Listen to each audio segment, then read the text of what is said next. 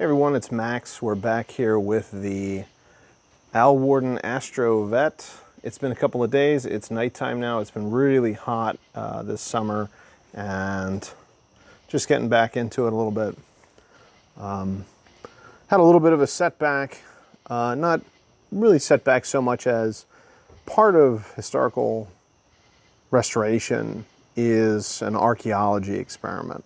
Archaeology and history and genealogy, you know, all these things. We're finding things out when something is this old, the history of it and what's happened to it, who the caretakers were over time. And as it turns out, the car had been in an accident sometime in the late 70s, and the front clip, the whole front portion of fiberglass here had been replaced. So it's possible a lot of the front end stuff and the front fiberglass is not original. It's certainly not original GM fiberglass. So it was done late 70s or early 80s, and that changes some of the direction, I guess. It clarifies some things, but also it makes a situation where there's not as much originality of this car that we have to worry about. So the project really kind of can shift to restoring the car back to a specific time period. And that time period, in this case, will probably be, you know, July of 1971.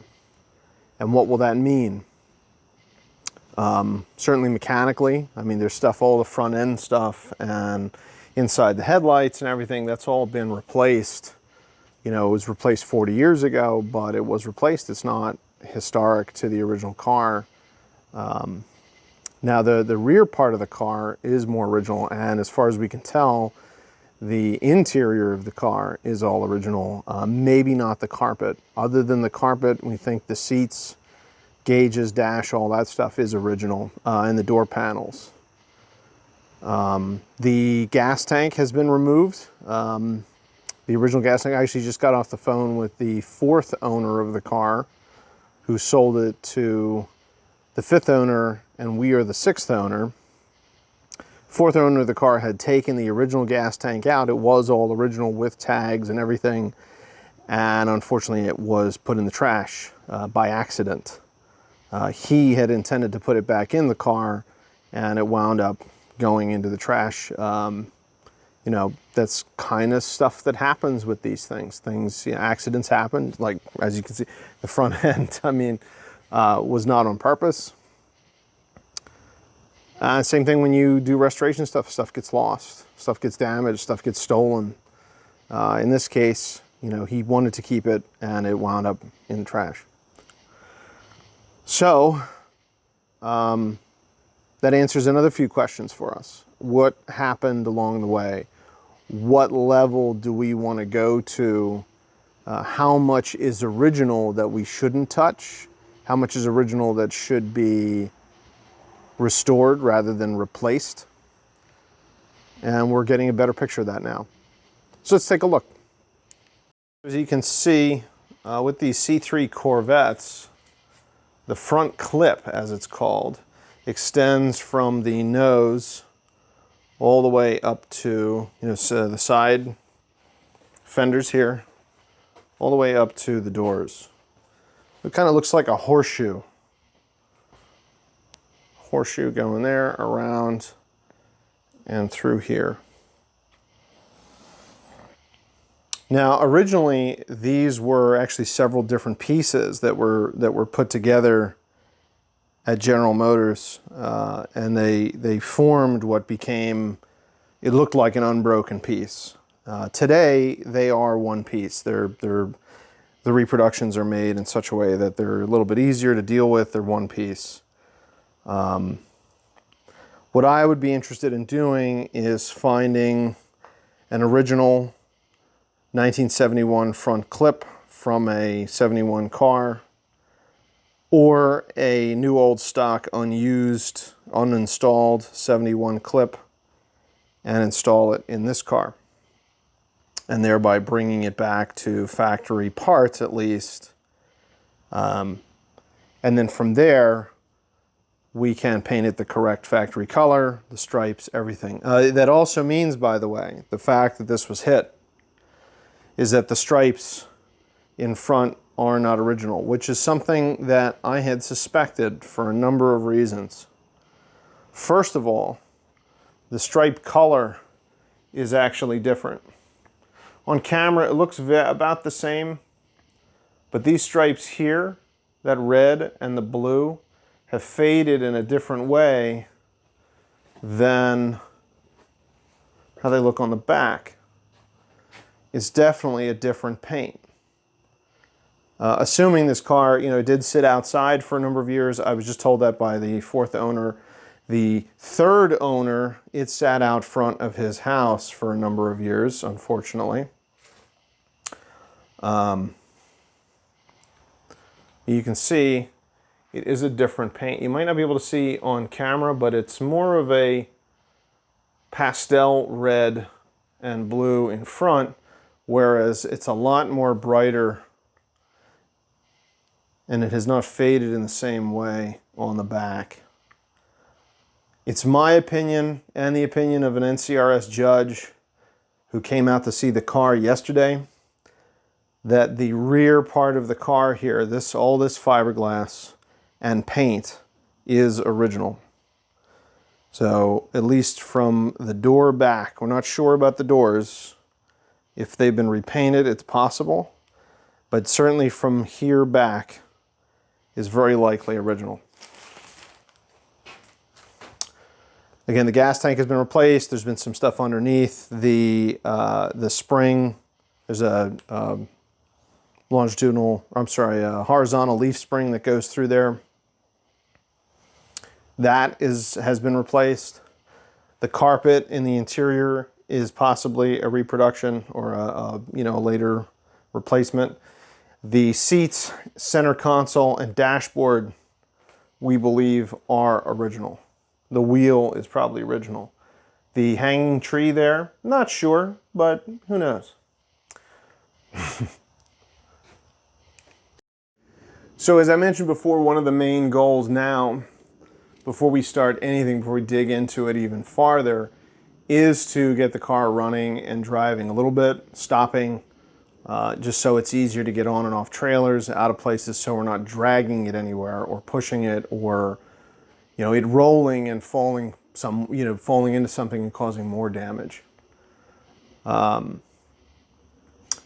Because of the condition of the reproduction tank that's inside here, and that as I have found, the brake calipers were replacements. I went through the trouble of rebuilding 2 of them just to get something, but right now it seems like, because they are not the original calipers, they're not even the same era of caliper. They're similar, but they're not the original caliper. I have ordered rebuilt original calipers that will go in there.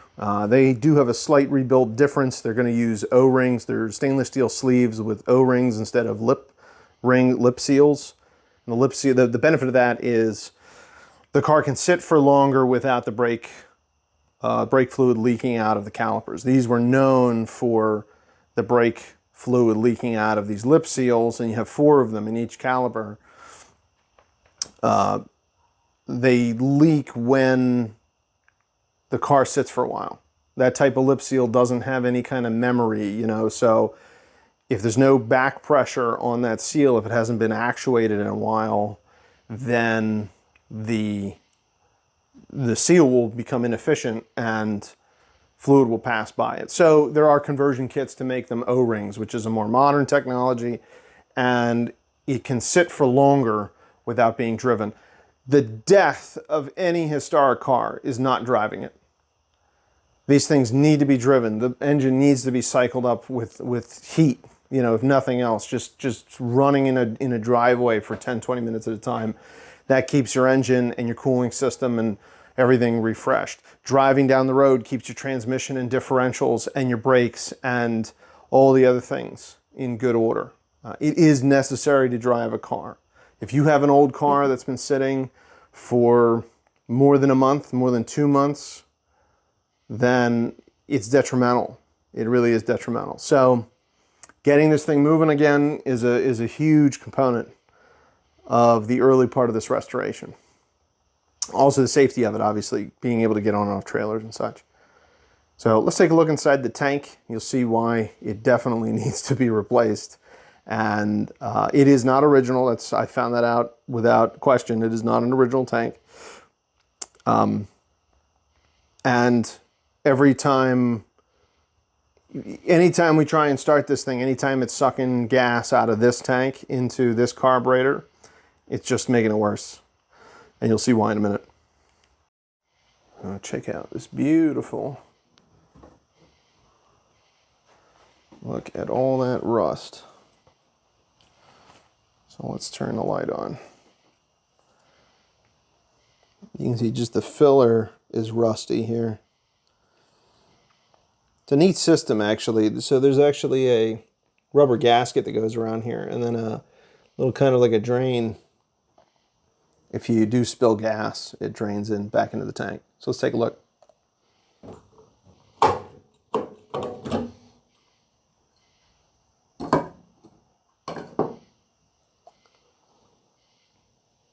Oof.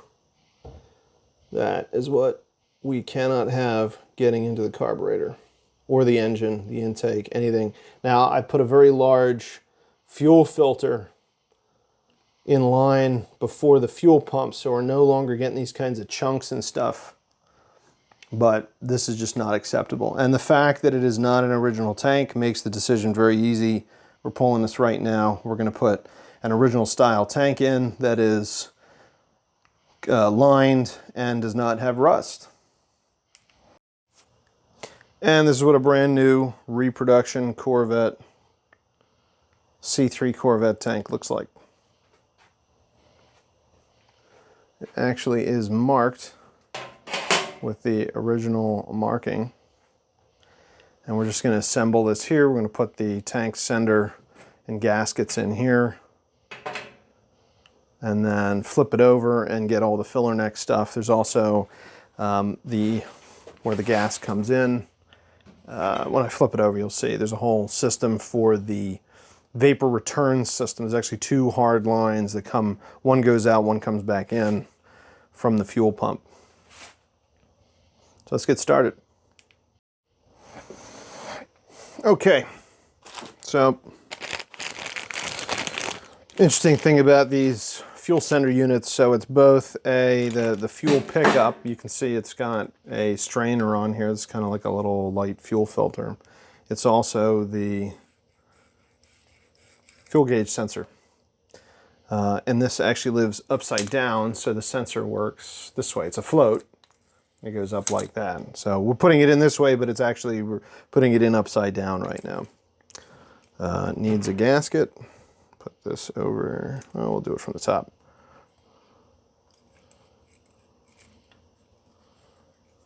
There we go. All right, then these get this interesting geometrical equation here. Just in there. And there's really only one way this goes, and that is that way. So the gasket just sits, that O-ring gasket just sits between here and there. Now, there is a locking ring, and the locking ring is very strange and needs a specific wrench. And this wrench just helps it click in and move over. So easy peasy once we get this all together here. So locking ring on, wrench. Now without the wrench, this is much, much more difficult.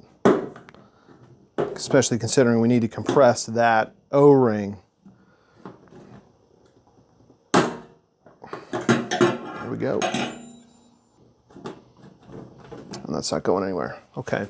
Now, when this gets back on the car, there's wiring that goes to this, a ground and a wire that go to this that then goes to the fuel gauge. So We'll get that hooked up. Really important now that this stays kind of protected. Honestly, you could do this once it's on the car before you put the straps and stuff in place, but I think it's a little bit easier to do it now, get it out of the way. We flip it over, and there is the filler neck, and then a couple of other things that go on here. There's the return system. There is the air vent system, but we'll do the filler neck now. And now we're on the other side of the tank with the filler neck here. This goes in with the cork gasket, and each one of these screws actually has a gasket on it as well, a little O-ring. And then the rubber boot goes on here.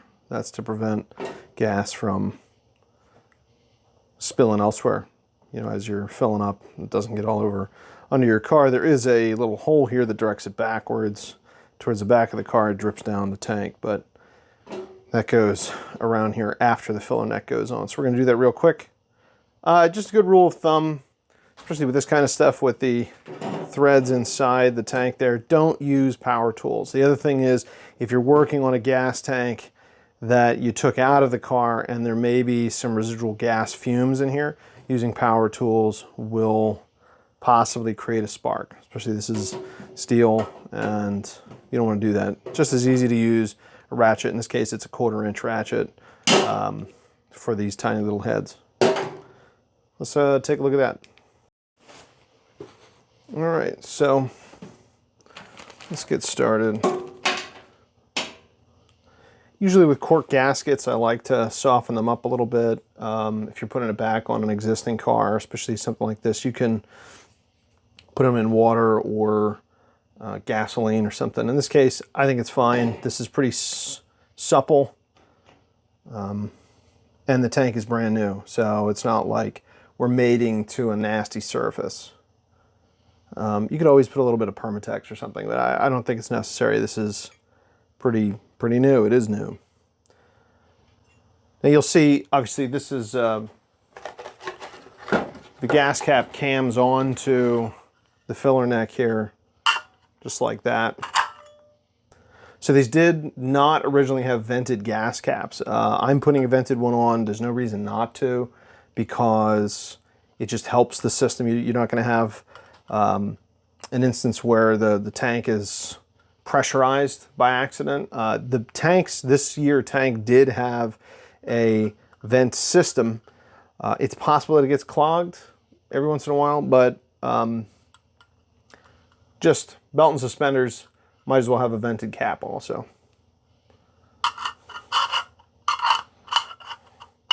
So again, it doesn't really matter which way you put the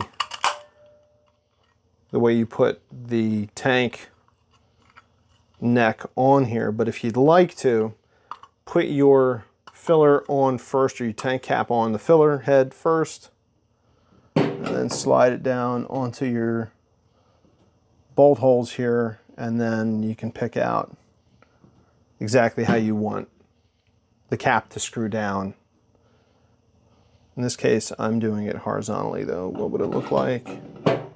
Yeah, it doesn't really matter. Okay.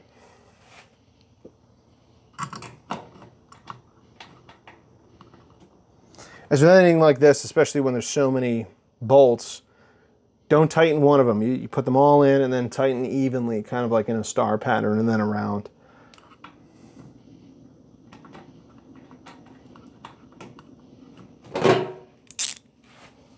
Oh, gotta take the cap off.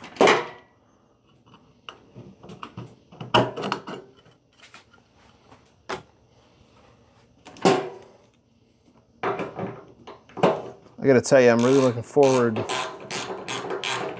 to the first time I get to fill this thing up. And we'll fast forward through some of this here, but basically what I'm saying is you can do this install while the tank is on the car, but it's easier and a little bit safer to do it here, especially if you drop a screw or something into the tank, then you got to flip it over.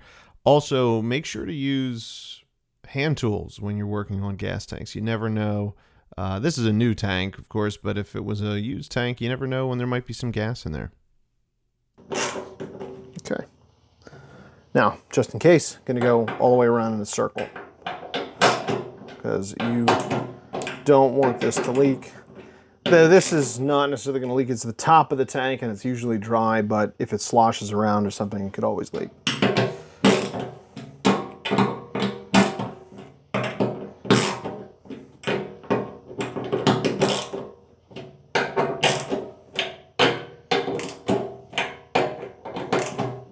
That's good all the way around. Okay, so the next step now is to install the rubber filler boot that goes around the cam threaded portion here. And this will actually just sit, you know, underneath the deck lid. And then your hinge lid goes right here. So this goes right there. The hole goes towards the back of the car.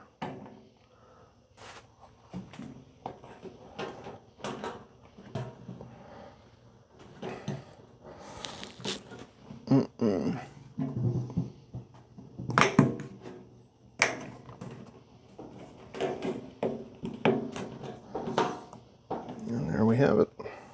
Line it up. And we're just going to check that the gas cap still works. And there is a gasket inside the gas cap.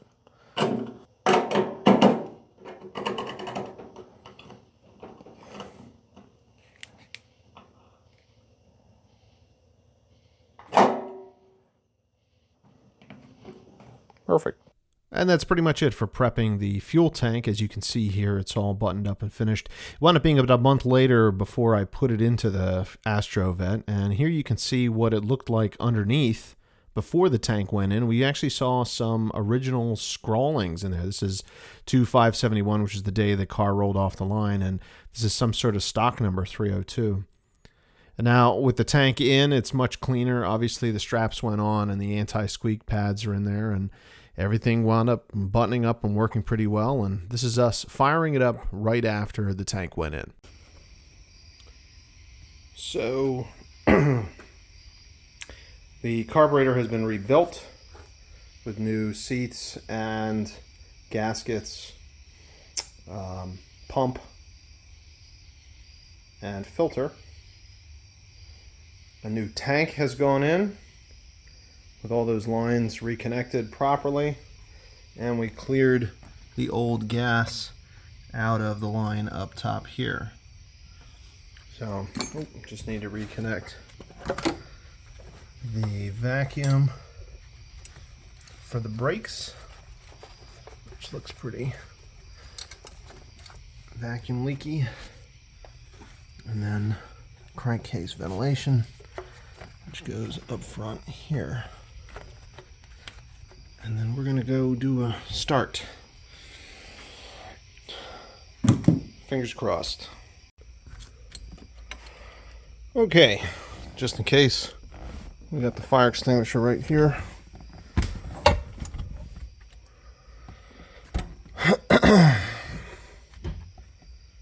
Let's see how we do.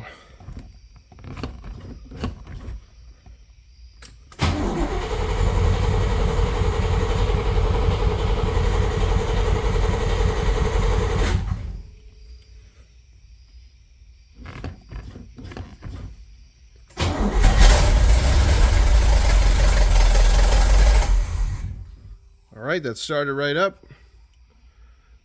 I'm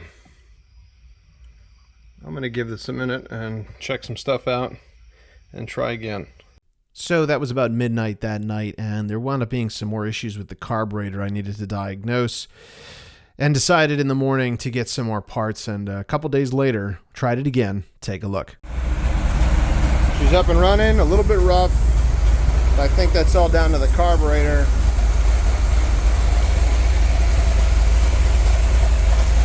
A little bit smoky. Nice idle.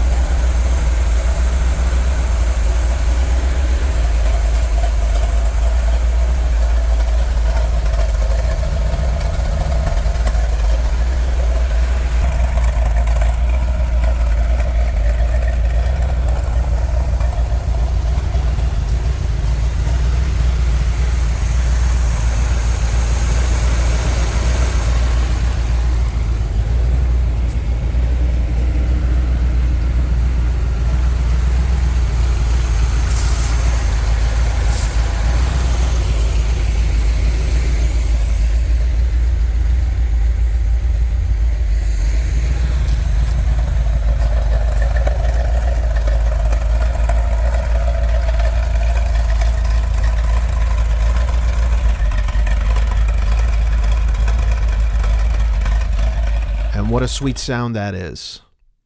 So tune in next time for some more AstroVette videos here at projectastrovette.com.